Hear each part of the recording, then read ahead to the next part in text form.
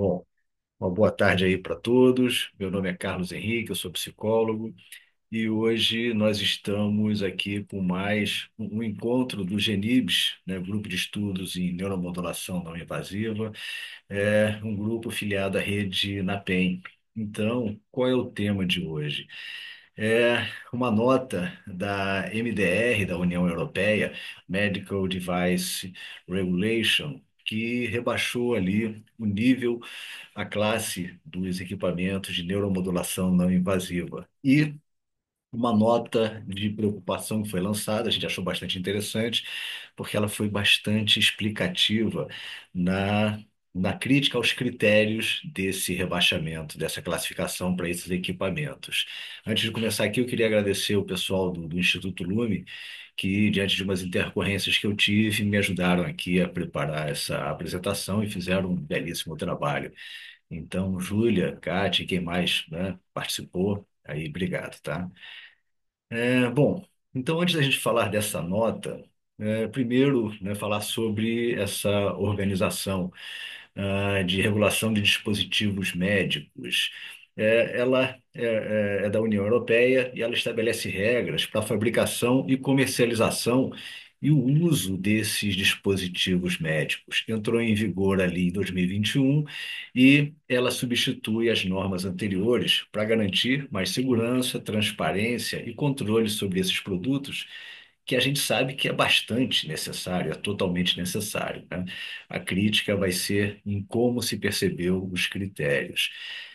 E esse regulamento ele exige que os fabricantes eles comprovem a segurança e a eficácia de todos os dispositivos para que eles sejam vendidos na Europa.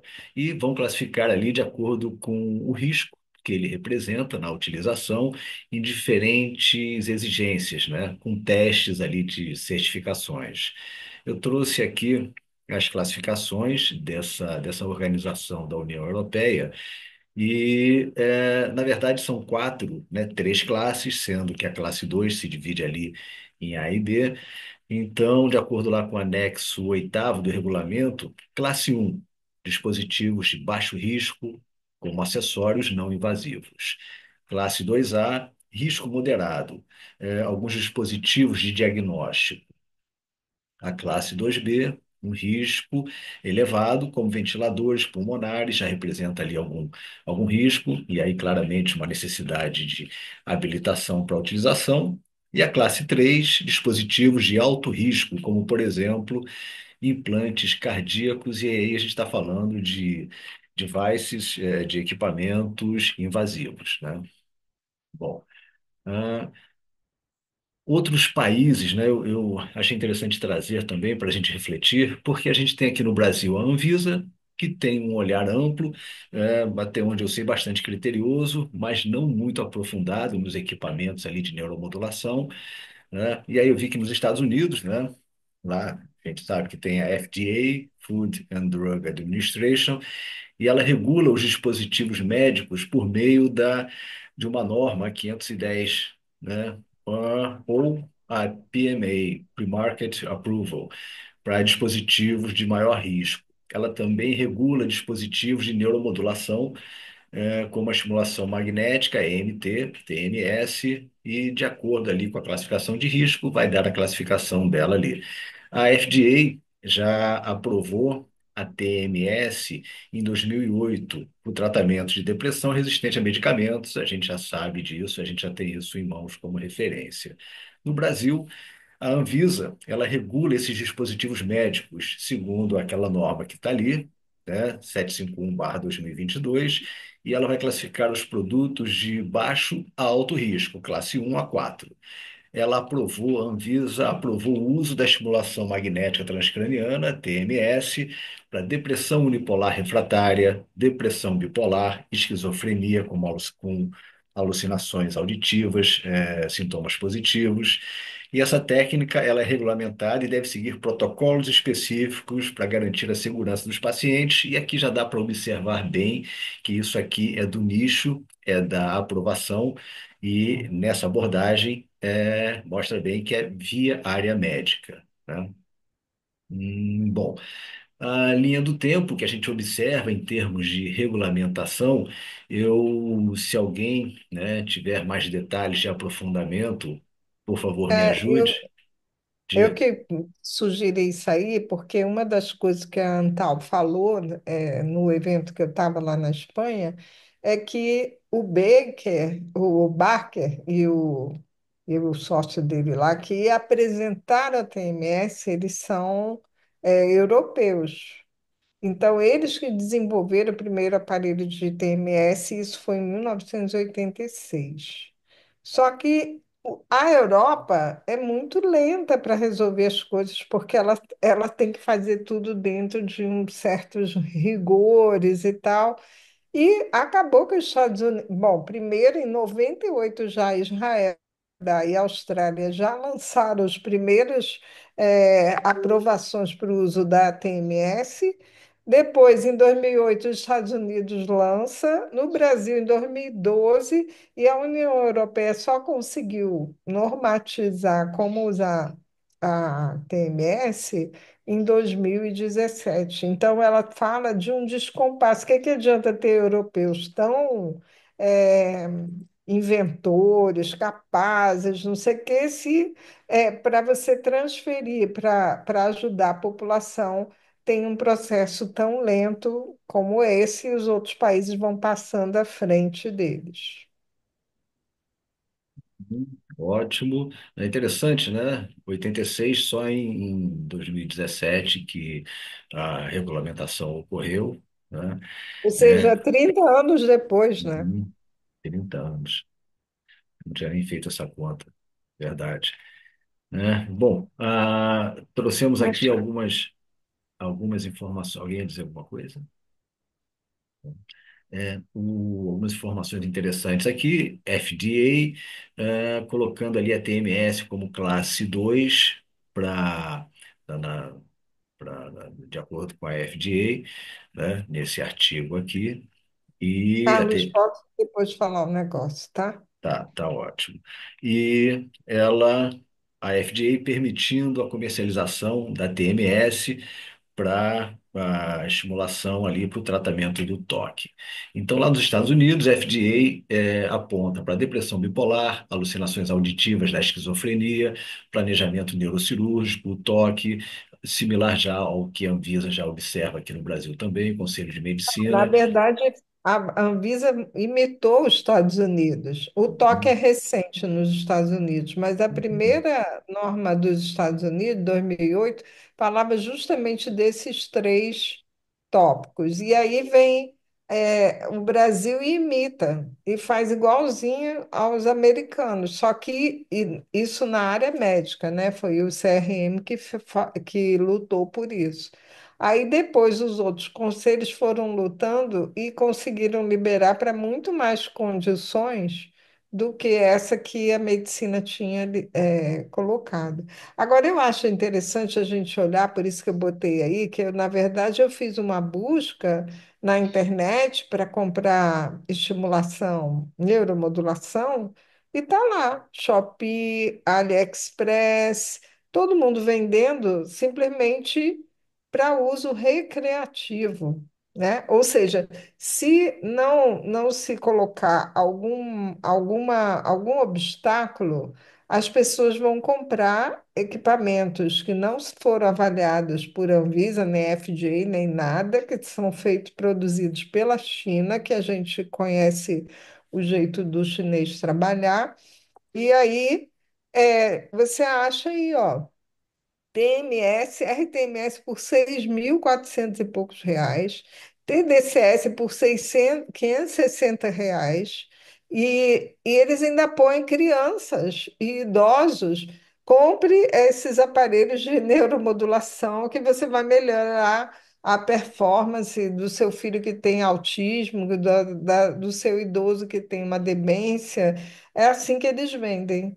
Então, com essa preocupação é que a Europa resolveu apertar a situação e colocar assim, não, vamos fazer classe 3 porque a gente não quer que aconteça o que está acontecendo nos Estados Unidos e em várias partes do mundo, que a China vende sem nenhum critério Critério. obstáculo para isso, né? Então, esse foi a motivação. Só que quando ele compara, a Europa compara com um marca-passo cardíaco, também é cair num extremo que é absurdo, porque não faz nenhum sentido, não tem nenhum risco que para colocar um marca-passo tem. No entanto, tem uma discussão entre vários cientistas aí se isso é invasivo ou não. Não é pelo fato de não ter solução de continuidade, que não pode ser invasivo, né? Então, é, essa é a grande discussão lá. Mas pode seguir, Carlos, desculpa Então, te interromper. nada, é importante a sua colaboração, a sua participação. E aí eu acho que para a gente discutir mais ao final, né, na metade final do nosso encontro aqui, será que essa regulamentações são necessárias? Será que ela inibe o mercado? Não visitem o site esses sites de venda, né? Shopee, Alibaba, não visitem e não coloquem equipamentos de neuromodulação, porque vai vir muita coisa. Eu também fiz uma breve pesquisa, vem muito equipamento com esses preços assim de muitas marcas.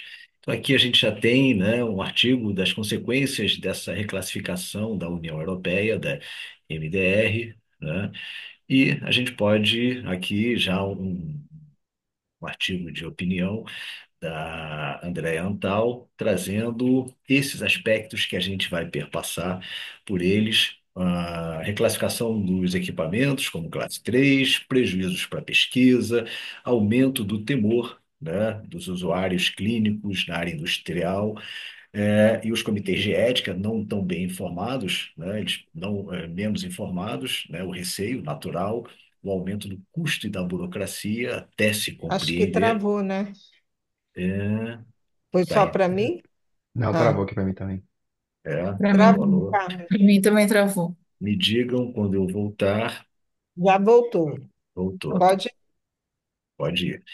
Então, esse artigo de opinião da Andréa Antal, né, anterior à nota, se eu não me engano, que já traz aqui esses aspectos, a reclassificação para a classe 3, prejuízos para as pesquisas, o aumento natural do temor dos usuários, dos clínicos, das indústrias, do comércio e do comitê de ética, os comitês menos informados, né, para conseguir lidar com isso, o aumento de custo e burocracia, e o aumento do risco de outras abordagens menos eficazes e mais arriscadas virem a substituir, por exemplo, a TMS. Indo direto para a nota de preocupação da Andréa Antal, né, eu dividi isso em 6 pontos. A nova regulamentação da MDR reclassificou, rebaixando para a classe 3, e o objetivo principal da MDR, da Medical Device Regulation, é o reclassificar tecnicamente aqueles equipamentos que têm uma utilização similar a equipamentos médicos, que ainda não têm um propósito clínico explícito. Eu achei isso interessante, né? E a classe 3 é a classe de maior risco, né? Rebaixou-se para a classe de maior risco. A crítica à base científica desse estudo para esse rebaixamento. Eles argumentam, a Andréa Antal e colaboradores, que as fontes científicas utilizadas são inadequadas e insuficientes utilizadas para essa reclassificação. Vejam bem, 7.000 artigos de revisão sobre TDCS, mais de 13.000 no PubMed até 2020, e eles utilizaram só de 5 fontes, segundo a Andréa Antal, para fazer o embasamento desse rebaixamento. Isso me pareceu bastante forte. 5 referências relevantes foram analisadas. Milhares de estudos mais recentes e robustos sobre segurança não foram considerados. Eu trouxe aqui alguns trechos originais dessa nota da Andréa Antal, onde mostra ali que desses 5, né, é, 2 não eram artigos científicos originais e um somente um era publicado numa revista internacional, focada em estimulação cerebral. O... E esses cinco não cobriam a amplitude dos equipamentos em neuromodulação não invasiva, né? Mas generalizou-se para todos. Algumas fontes citam a falta de revisão de evidências recentes, não havia isso nos critérios. Artigos de opinião e estudos não empíricos foram levados em conta, né? Então, no trecho original, para essa reclassificação, não incluíam revisões de segurança ou de efeitos adversos dos últimos 10 anos, que a gente pode entender como recente. Impactos dessa reclassificação. Confusão na comunidade científica e clínica. Essa decisão da União Europeia causou confusão entre pesquisadores, clínicos e pacientes, né?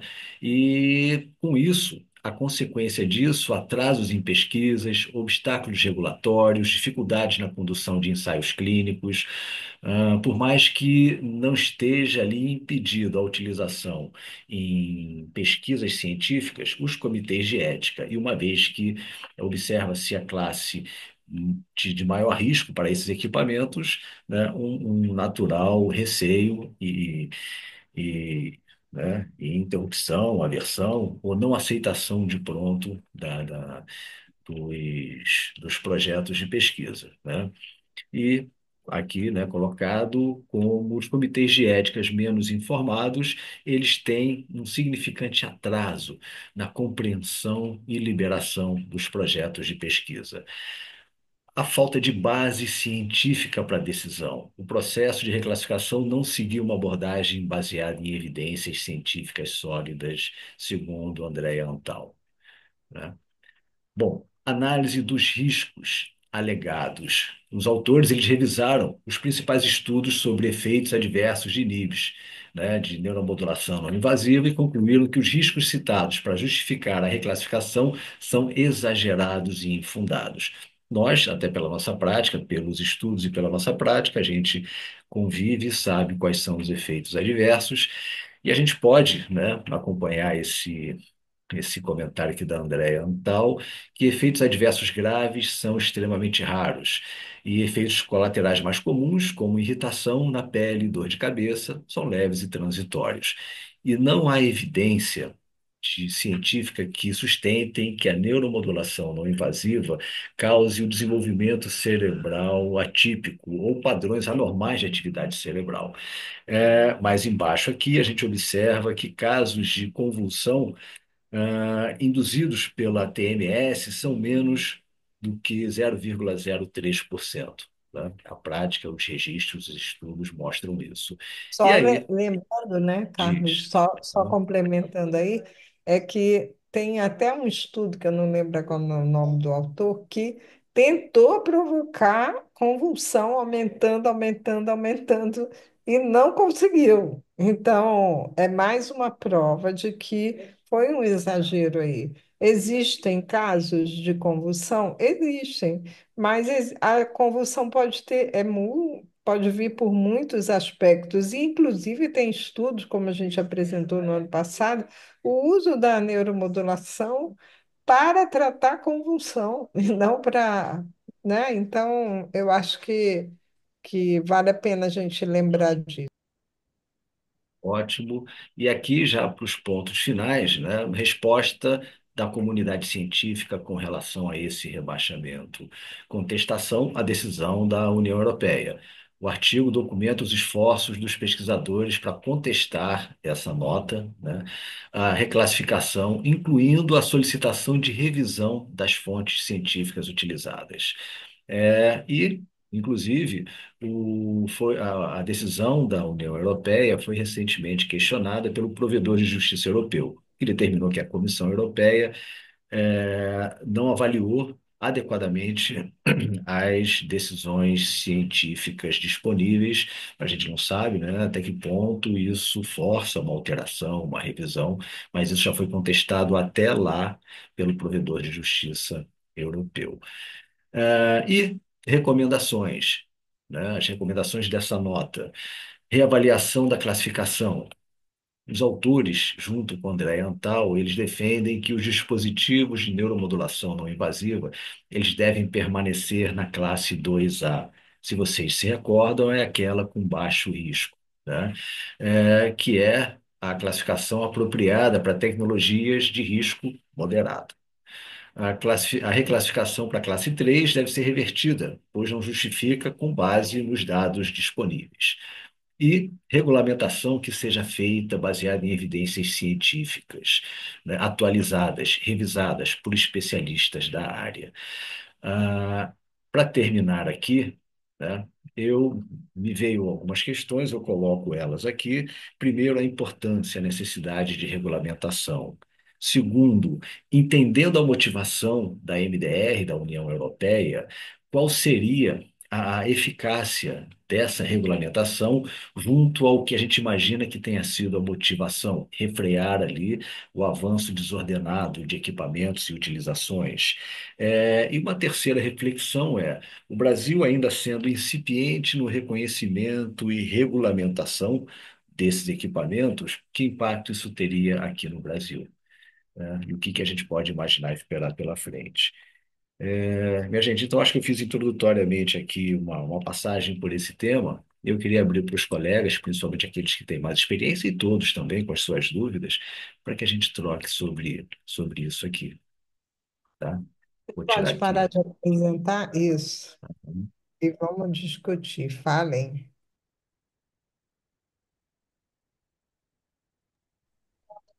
Só uma questão, vocês estão me ouvindo? Sim, alto e claro. Oi, Gilberto. Bom ouvir você. Opa, bom ver vocês também. Eu tô no shopping, eu vim fazer minha filha na faculdade e ela resolveu lanchar. Então, assim, eu vou falar rápido aqui. É sobre uma observação que a Kátia fez sobre a questão da convulsão, né? No Brasil, agora, clínicas de eletroconvulsivoterapia não conseguem mais adquirir o ECT.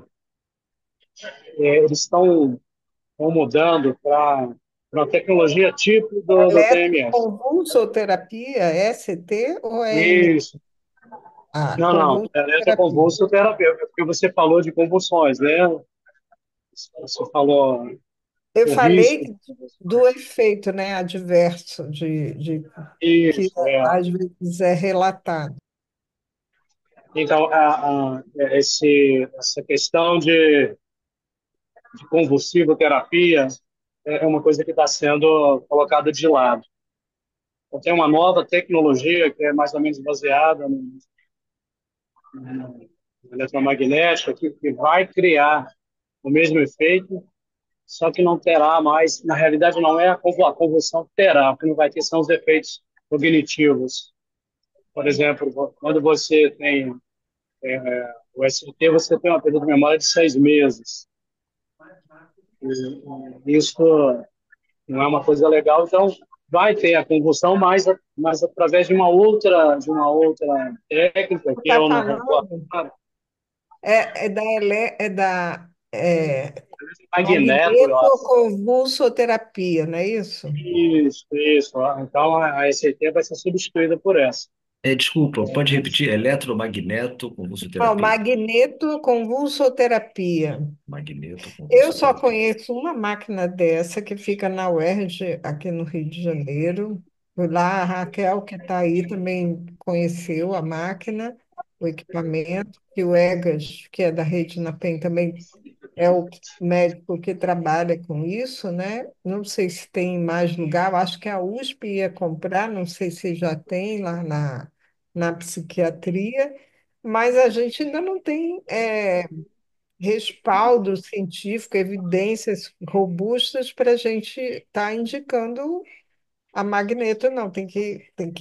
Claro que o objetivo dela, do desenvolvimento dela, é diminuir os riscos que a eletroconvulsoterapia fazem, mas isso também são para os casos bem específicos. Eu acho que o pior, né, Gilberto, é o que eles estão fazendo com a estimulação repetitiva, que não é uma técnica para provocar convulsões, e normalmente não é muito raro isso acontecer, como os próprios estudos têm mostrado, menos de 1%. Então, você precisa ter 100 pessoas estimuladas para uma ter um risco de ter uma convulsão. E assim mesmo são sempre quando não se obedece aqueles critérios de segurança, né? De número de pulsos, é, de contraindicações absolutas e relativas,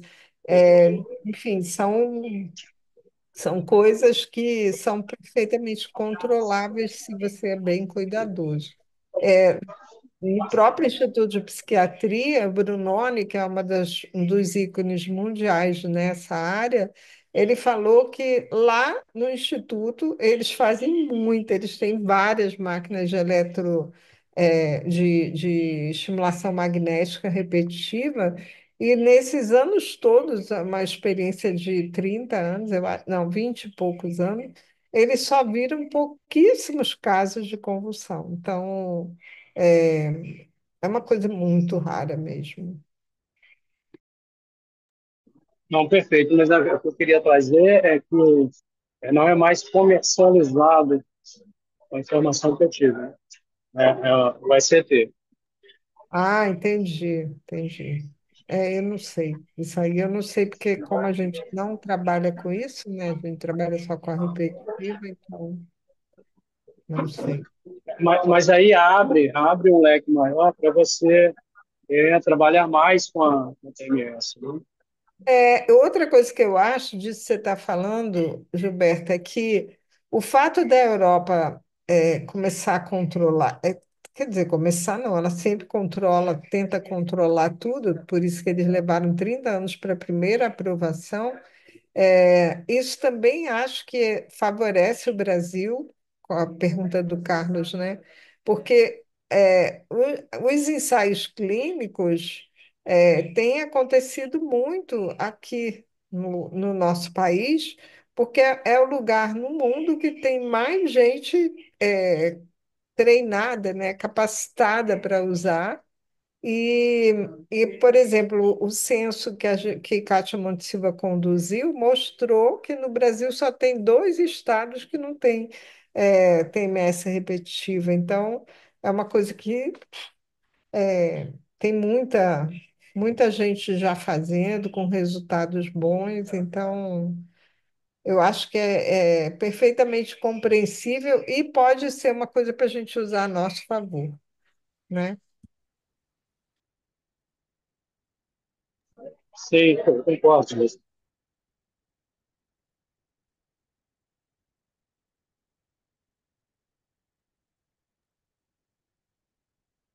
Que os colegas acham dentro da experiência de cada um, ou até mesmo curiosidade sobre esse processo, né? O Brasil ficando aqui um pouco à vontade, eu diria, né? Dentro desse processo, mas ainda com uma necessidade imperativa aí de regulamentações, né? A gente está trabalhando em cima do direcionamento para regulamentação, para a construção da classe, da movimentação da classe para a regulamentação no Conselho de Psicologia e outros mais, né? Conselho de Medicina, deter ou detendo a capacidade da utilização, o de fisioterapia também, o de enfermagem também, né? E o Brasil E é fono livre, também. o fono também, TO também, TO não, ainda está não. com. Mas é aos poucos mesmo. Mas a gente está contando com Solana. Gilberto e Conceição estão lá representando a gente no Conselho Federal, vão conseguir convencer que a gente pode fazer, desde que tenha alguma formação, né? O que não pode é a gente fazer um curso de fim de semana, como eu já vi psicólogos excelentes que estão caindo nessa história. Vai, faz um curso de fim de semana que cobra, sei lá, R$ 5.000 e ainda dá o aparelho de TDCS para você usar. Fala, Mari. Mas aqui, só um minuto. Eu acho que é importante a gente dizer, em psicologia, que não é proibido, tá? O que a gente não tem é uma normatização. Mas se você fizer uma pesquisa lá na neuropsicologia, você vai ver que é permitido, É desde que verdade. qualquer. Então não é proibido. Quando o pessoal fala, psicólogo não pode, o conselho já permitiu, ele nunca proibiu. O que ele diz Não, é que você tem que depende, ter viu, evidências. Gilberto? Depende, porque teve uma resposta do Conselho do Espírito Santo para uma psicóloga que era proibido, Conselho Regional, entendeu? Do Espírito Santo. Então, assim a gente não regulamenta, a gente abre essa margem para as interpretações de cada regional, entendeu? Isso, mas aí você rebate, porque o que diz lá é o seguinte: desde que haja é, é, as comprovações científicas, né, você pode utilizar qualquer técnica da neurociência. Está escrito isso. Se alguém do conselho foi contra a própria norma, aí é errado. Importante a O gente ter essa Desde que, Conselho de São informação Paulo falou na mão. isso, né? é, Falou, é, respondeu desde, exatamente. desde que haja evidências científicas, né? Tanto é que alguns conselhos já liberaram o uso regional, né? De algumas técnicas. É isso aí. Bom, a Mari, eu acho que estava com a É, mão levantada antes do Igor, tá? Depois o a- Igor. Eu estava aqui refletindo até o ponto em que você, Kátia, levanta essa questão da formação, né? Eu acho que é muito importante nós observarmos justamente a forma, né, com que esses aparelhos estão sendo vendidos, para não banalizar, esse cuidado com as fontes quando nós formos buscar a nossa intervenção, mas especialmente esse cuidado com a formação, né? Por quê? Pela banalização que existe.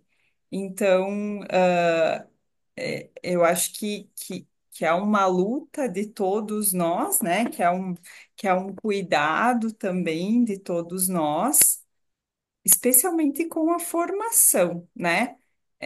Porque nós temos visto muito, né? Cursos de final de semana, com pouquíssimas horas. E aí eu vejo muito também profissionais, sou fisioterapeuta, de outras áreas que não há neuro e que talvez teriam uma certa dificuldade anatomo-fisiológica, né? Então, o meu receio, assim, e a minha provocação para que a gente possa pensar juntos é como, como a neuromodulação vai avançar, mas de forma criteriosa, né? Como é que nós vamos nos cercar desses critérios que embasam a nossa prática clínica? Eu acho que essa é uma indagação, pelo menos a minha, assim, que é muito latente. falar, assim. Fala, Igor. Eu estava lembrando aqui, na época que eu fiz aquela pesquisa inicial, para poder a gente iniciar nosso projeto, doutora Kátia, que eu lembro que eu li essas regulamentações dos conselhos, né, na época que eu fui escrever o material, e eu lembro realmente da regulamentação da COFITO, assim, deixando em aberta a utilização a cargo, né, do fisioterapeuta, porém, o de medicina, só um pequeno adendo, ele é bem restrito, entendeu? Ele tem uma lista exaustiva, né? Ele só permite usar naquelas três situações, e fora daquilo ele categoriza como experimental, proibindo o médico de usar, entendeu? Inclusive, eu dei uma pesquisada em alguns pedidos né, quando o médico insta o conselho a responder alguma coisa, né, depois da normativa, né, e eles negando tudo, entendeu? Tudo que é perguntado sobre TMS, eles negam o uso. Eu até dei uma Mas, olhada rapidinho enquanto o colega estava falando aí. que é uma resolução CFM 1986 de 2012, ou seja, de 2012 para cá não atualizou, né, até onde eu sei, né? Ele só autoriza aquelas mesmas indicações da Anvisa, se eu não me engano, que é Do depressão, FDA. É. alucinação auditiva, planejamento e neurologia, ponto. Ou seja, de 2012 para Planejamento cá, neurocirúrgico. É isso isso. De mesmo. 2012 para cá, é a única coisa que o CFM, apesar de ter ido na vanguarda, né, vamos dizer assim, dos conselhos, né? Ele parou no tempo, né? É aquilo ali e só pode usar naquilo ali. E qualquer coisa além daquilo ali está proibido, ele já fala que está proibido para uso clínico, entendeu? Na Mas normativa, né? ó, vou te provocar, Igor. É ótima essa sua observação.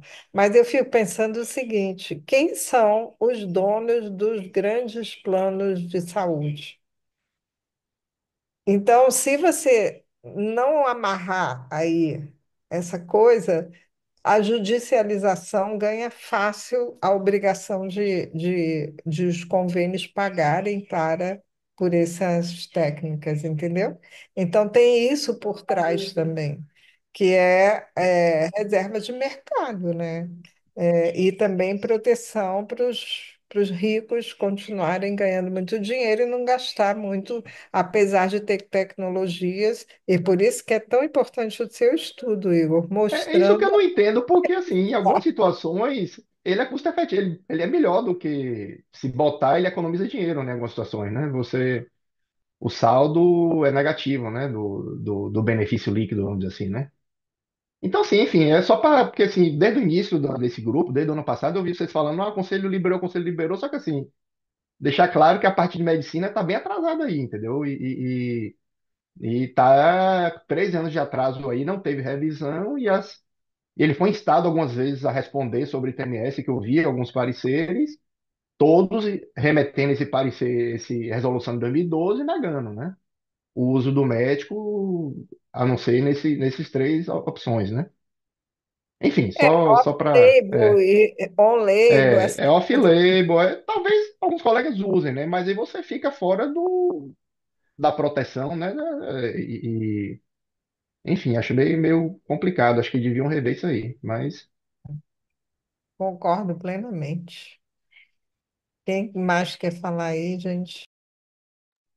Deixa eu falar uma coisa que eu estou falando demais, mesmo. É sobre os produtos chineses, né?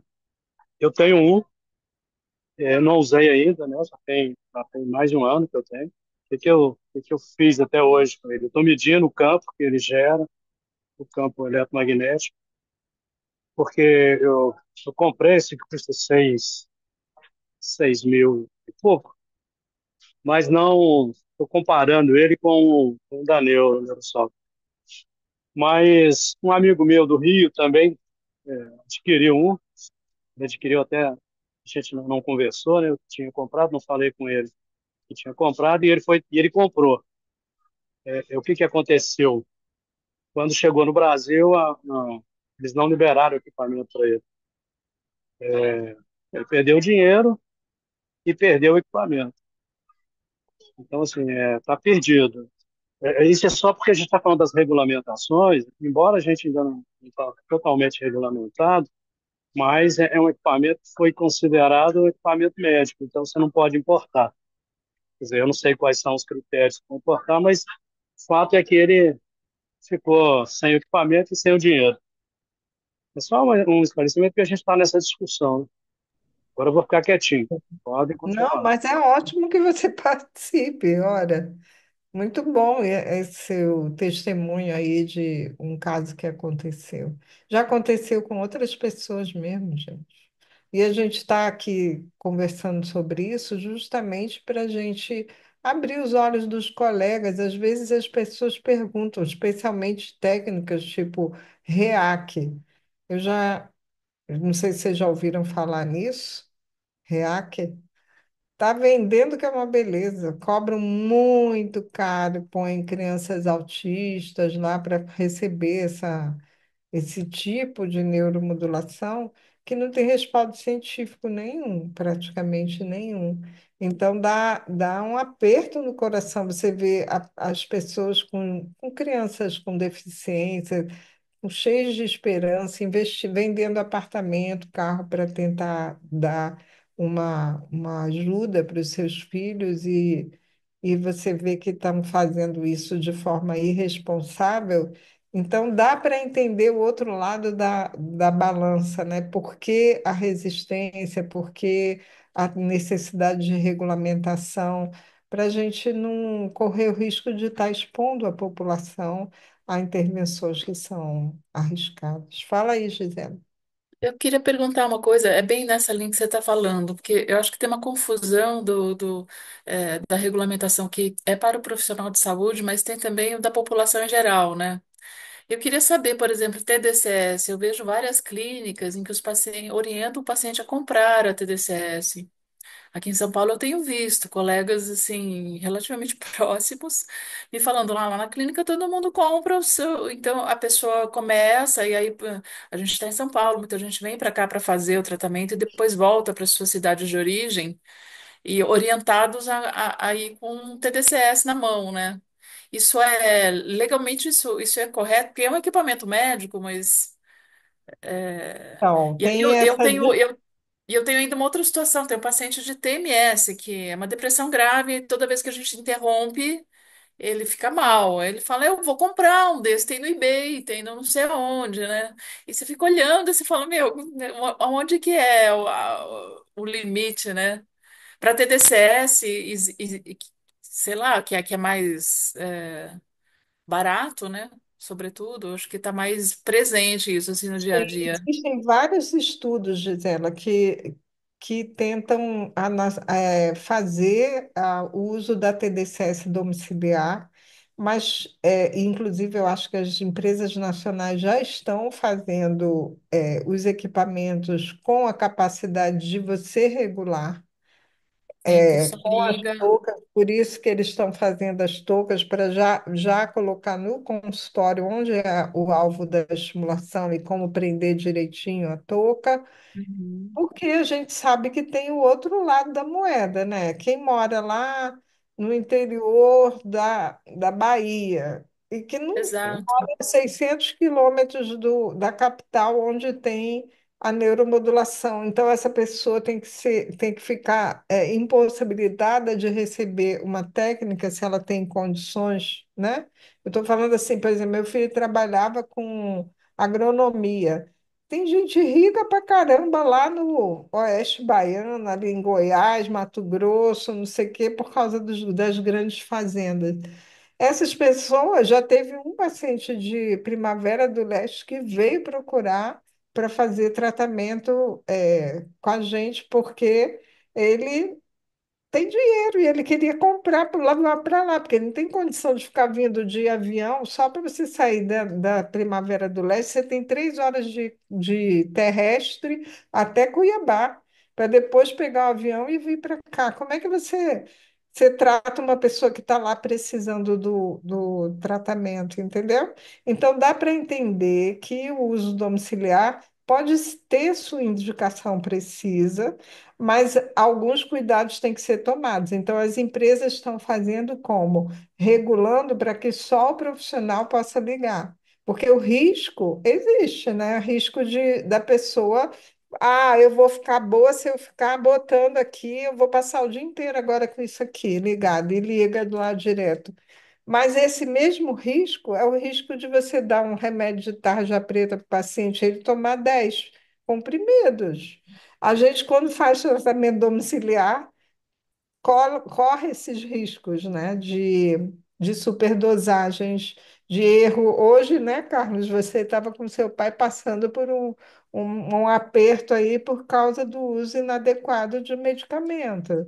Então, isso acontece também com o equipamento, mas eu acho que a questão são os critérios que a gente deve usar. Se a gente não consegue regulamentar nem a Anvisa não dá conta de regulamentar, a única coisa que ela faz é esse equipamento faz aquilo que ele está dizendo que faz, emite onda, não sei o quê, blá, blá, blá. Mas ela nem regula no Brasil se é para isso, para aquilo, para depressão, para ansiedade, para aquilo, para aquilo outro, que ela não tem pernas para fazer isso no Brasil. A FDA e a União Europeia fazem. A Anvisa no Brasil não faz, não dá conta. Ela cuida da, Então, da indústria de medicamentos e de liberar os equipamentos para o uso, mas para onde vai ser usado fica na mão dos conselhos determinarem os seus pacientes, os seus profissionais como eles devem usar. sim, certo. Então, a minha dúvida é, para TDCS, é permitido uma pessoa que não é profissional de saúde comprá-la? Teoricamente, não, ela é classe 3 no Brasil agora. Então, aquilo que é classificado como equipamento médico só pode ser vendido a um profissional de saúde. É isso, o Teria que TDCS ser. está nessa Tá, categoria de. tá Então, a nessa. Anvisa, nesse sentido, é um filtro, porque a hora que a classifica como um equipamento médico, só um profissional de saúde que pode comprar. Isso, exatamente. Tá? Para não ter o uso recreativo, entendeu? Só que, ao Então, mesmo tempo, no Brasil, você não tem como impedir que cheguem os equipamentos chineses. Se não tiver uma Receita Federal que implique lá quando o equipamento chega, vai uhum. continuar entrando um monte de equipamento no país, Kátia, se entendeu? diz, Já comprado por não médico, não profissionais. o profissional ligaria de forma remota, é isso? O equipamento? Exatamente. O que eles estão fazendo, a NKL, por exemplo, já tá com um projeto quase finalizado para que o profissional de saúde, via celular, libere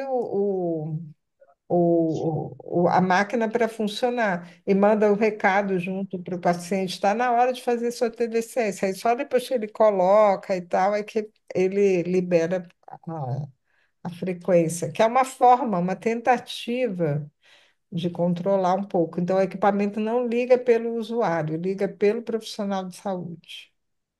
Uma tentativa. Eu acho que uma pesquisa também, né, a título de curiosidade e informação, seria, né, não sei se o Igor tem essa informação, em que pé está a atualização da FDA em relação à utilização da TMS e outros mais, né? Imagino que não tenha ficado tão estacionado quanto a Anvisa. Pior que ficou, só É. saiu do toque Botou recentemente. toque a mais, é isso que eu ia falar, que eu lembro só.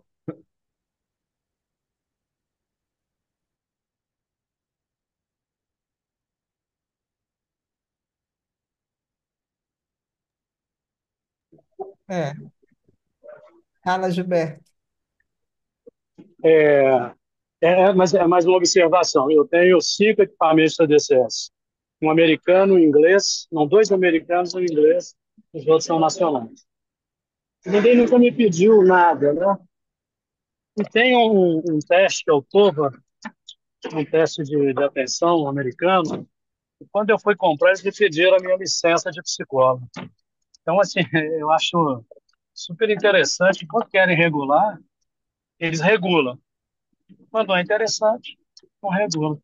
Então, o TOVA, se o fisioterapeuta, por exemplo, quiser comprar, eles não vão deixar, não vão te vender.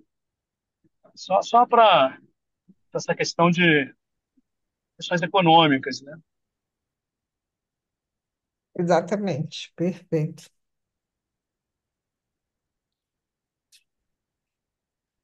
Eu acho que foi uma excelente reflexão, Carlos. Que bom que você trouxe isso para a gente começar o semestre refletindo sobre essas questões. Mas agora vamos começar a entrar, né? Então, semana que vem, quem é o grupo que está aqui hoje? Quem vai começar semana que vem? De sono? Eu acho que do grupo estou só eu. Tem o Mas Diego é e a você? Dani. Isso, é isso. Então, vocês, semana Rapidinho, que vem, começa, né? desculpa interromper, eu dei uma olhadinha rápida aqui, parece que a FDA aprovou para migrânia também, alguns casos de Ah, que enxaqueca. legal! Isso foi quando? Não, foi em 2013, está escrito aqui. Dei uma pesquisada rápida na internet Ah, aqui, não sei. legal. Não sabia. Ótimo.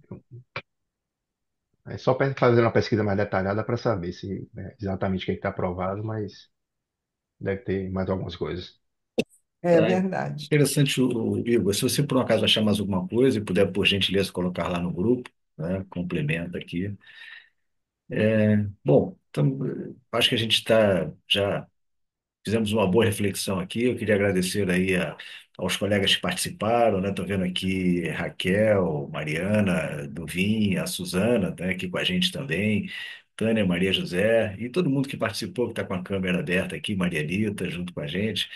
Obrigado, foi um bom momento aqui dessa reflexão, porque aqui a gente está construindo a estrutura, o caminhar, né? O progresso da neuromodulação e principalmente aprendendo que é a filosofia desse nosso encontro aqui. Então, a Mariana, né, para o encontro do transtorno do sono, é, fiquem bem à vontade, bem enchendo-se aí de entusiasmo, porque é um momento muito bom. Eu sei que apresentar é algo que traz para a gente muitas oportunidades, não só de ficar um pouquinho ansioso, mas também de buscar o tema e aprender, e é muito bom.